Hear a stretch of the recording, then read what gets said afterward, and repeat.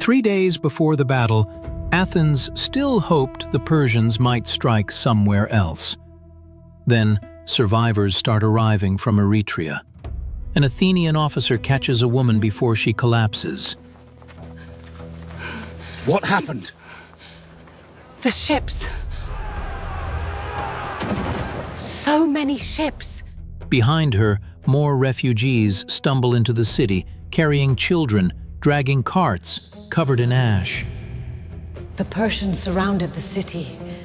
The walls fell in days. Another refugee interrupts her. They burned the temples first. What happened to the rest of the city? Those who escaped are here. Those they found alive were chained together and taken to the ships. The officer looks toward Athens behind him. Around the agora, panic is already spreading. Citizens gather in shouting crowds. Merchants abandon their stalls. Some begin dragging supplies toward the Acropolis. And everywhere, the same argument erupts. We should have never helped the Ionians. You burned Sardis, and now Persia has come for us. Darius warned us this would happen. The fear is spreading faster than the refugees themselves. Then, hooves thunder through the streets. A scout rides into the city at full speed. He nearly falls from the horse trying to dismount. The crowd freezes. The Persian fleet has landed! Oh no! Where? Marathon. Now, the panic becomes something worse. Because everyone in Athens understands exactly what Marathon means. The road to Athens is open. And standing above the chaos is a man named Miltiades. Unlike most Athenians, he has seen the Persians before. He knows how they fight, how they move, how they destroy cities. And when he looks east toward Marathon, he realizes something the others do not. That night, the Athenian generals gather for council. 10 commanders, 10 votes. Half the room wants to stay defensive. Force them to attack the walls. Wait for Sparta. Do not fight Persian cavalry on open ground. Miltiades listens. Then he finally speaks. If we wait behind the walls, we surrender the countryside, the roads, and the initiative. Nobody interrupts him, because everyone in that room already knows the truth. Athens is not built to survive a long siege.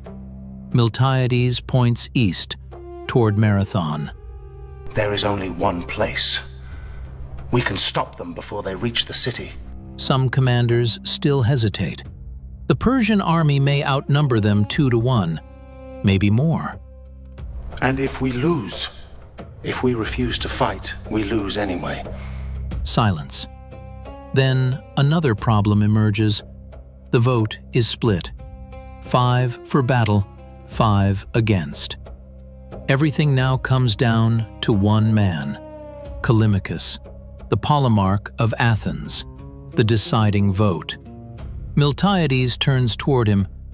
If we will not fight now, fear will divide this city before the Persians ever reach it. Callimachus says nothing for a long moment. Then finally, we march! At dawn, the Athenian army leaves the city, around 10,000 Athenians.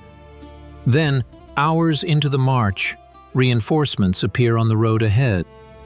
1,000 Plataeans, a small allied city sending nearly every soldier it can spare. Not because they expect victory, but because abandoning Athens means facing Persia alone later. Miltiades rides forward to meet them. Arimnestos, you came! Plataea stands with Athens. Until the end! Then Greece still has a chance. The army marches east toward Marathon, past farms already abandoned, past civilians fleeing inland with carts and livestock, past shrines where families stop to pray as the army passes.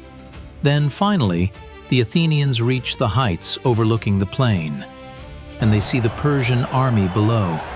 Ships covering the shoreline, rows of tents stretching across the beach, archers, infantry, cavalry moving across open ground.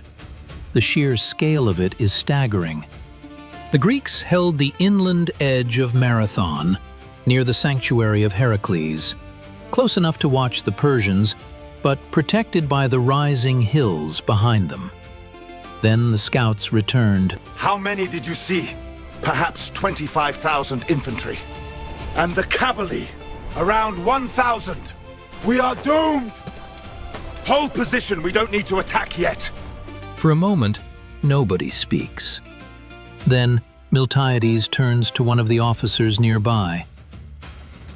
Send a runner to Sparta! You still believe they'll come? They must! A young courier steps forward. Phidippides. You know the road? The runner nods. Then go! Tell Sparta Athens stands at Marathon alone! Before sunset, the messenger disappears south toward the mountains, nearly 240 kilometers to Sparta. For several moments, the Greek line simply stares, because many of these men have never seen the Persian Empire before, only heard stories.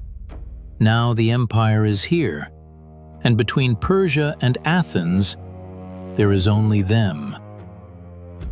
The two armies settle into a tense stalemate. Neither side attacks. The Athenians position themselves near the narrow exits leading inland toward Athens, one flank protected by hills, the other by rough terrain and marshland. Miltiades understands exactly what matters now. Hold the road to Athens until Sparta arrives. Down on the plain, the Persians wait. A Persian scout approaches the command tent. The Greeks remain in the hills.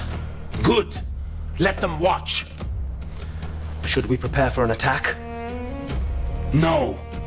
These are farmers with shields. Athens will fall when we decide it falls. And every morning, the Athenians wake to the same sight. Persian cavalry maneuvering across open ground below them. A reminder of what happens if they fight in the wrong place.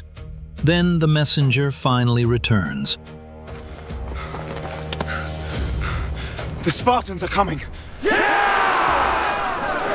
We have the advantage, my friend. How many days? They cannot march yet. What? The Carnea has begun. Spartan religious law forbids the army from marching until the festival ends. Then we stand alone. Athens is alone for at least several more days. And every day the Persians remain at Marathon creates new dangers.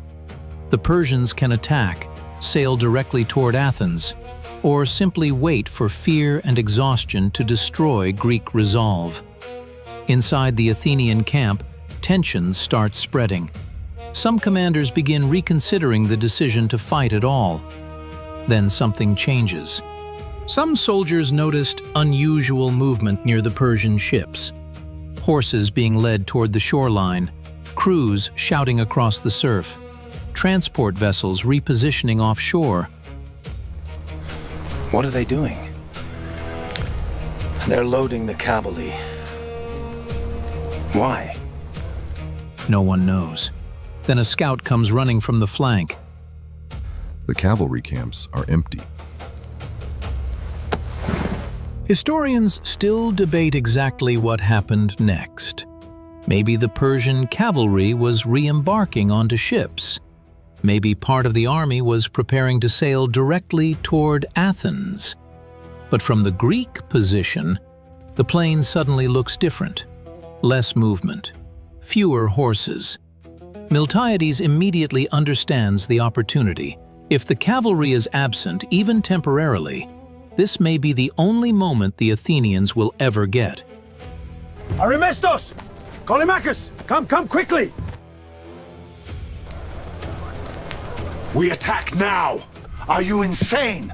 Attack downhill, across open terrain into Persian archers? Without Spartan support? Yes! Prepare the men! Miltiades sees the alternative clearly. If the Persians regain mobility, Athens loses control of the battlefield forever. And if Persian ships reach Athens before the army can return, the city may fall without another battle.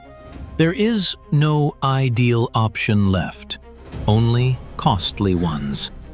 Miltiades chooses the course he judges most feasible. The order spreads down the Greek line. Prepare to advance. Commander, What is it? the Greeks are getting ready for an attack. What? Ready the men.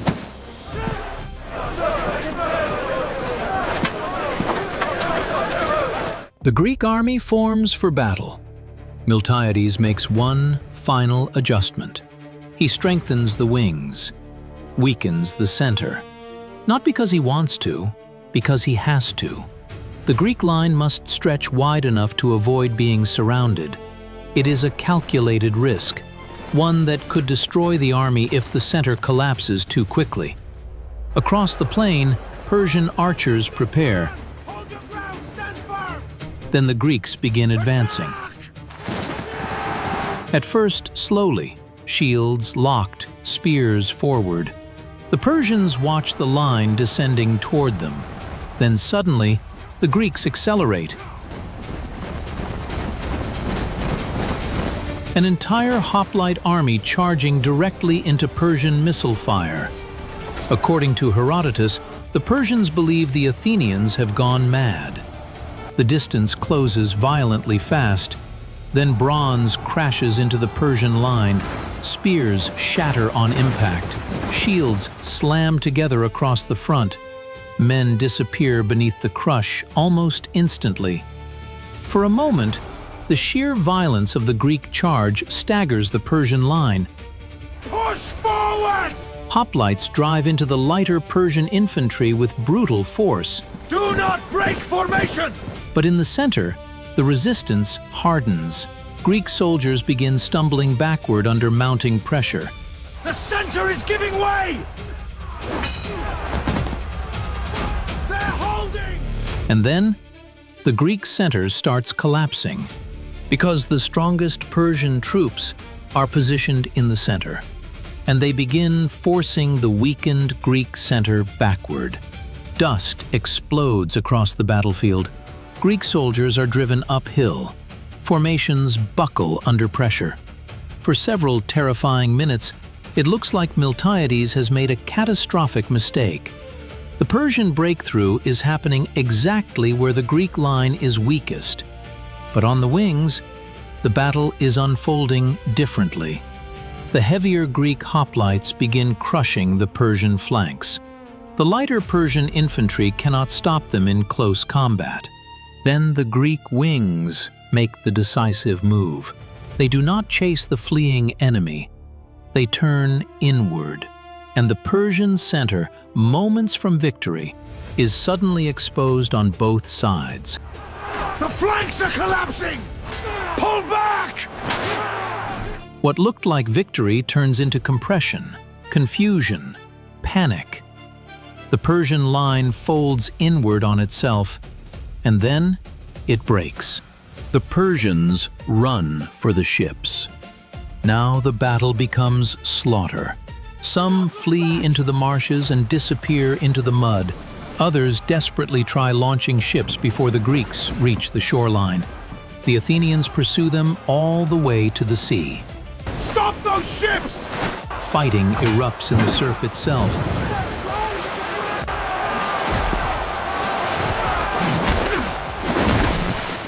Launch now! Greek soldiers grab ships before they can launch. Broken hulls slam together along the beach. Eventually, the surviving Persian ships finally pull away from shore. The Athenians have done the impossible. They have defeated the Persian invasion force. Then, Miltiades looks south. A scout points toward the horizon The fleet is turning toward Athens! and realizes the worst possibility still remains. The Persian fleet can still reach Athens before the army does. The exhausted Athenians reform immediately. No celebration, no rest, just another forced march. Because if the Persians land at Athens undefended, everything they achieved at Marathon means nothing. The Athenian army reaches the city just in time. When the Persian fleet appears offshore, it finds Athens waiting, armed, organized, still standing. The Persians turn away. For the first time in history, the Persian Empire has been defeated in open battle by a Greek army.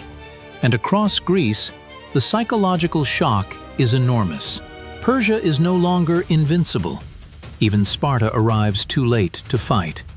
The Spartans walk the battlefield at Marathon, studying the Persian dead and acknowledging what the Athenians accomplished. But Marathon does not end the war. In Persia, King Darius immediately begins preparing a far larger invasion. Then he dies. His son, Xerxes, inherits the throne. And 10 years later, Persia returns with one of the largest armies the ancient world has ever seen. The next time the Greeks face them, it will not be on an open plain. It will be at a narrow pass called Thermopylae. Watch it now.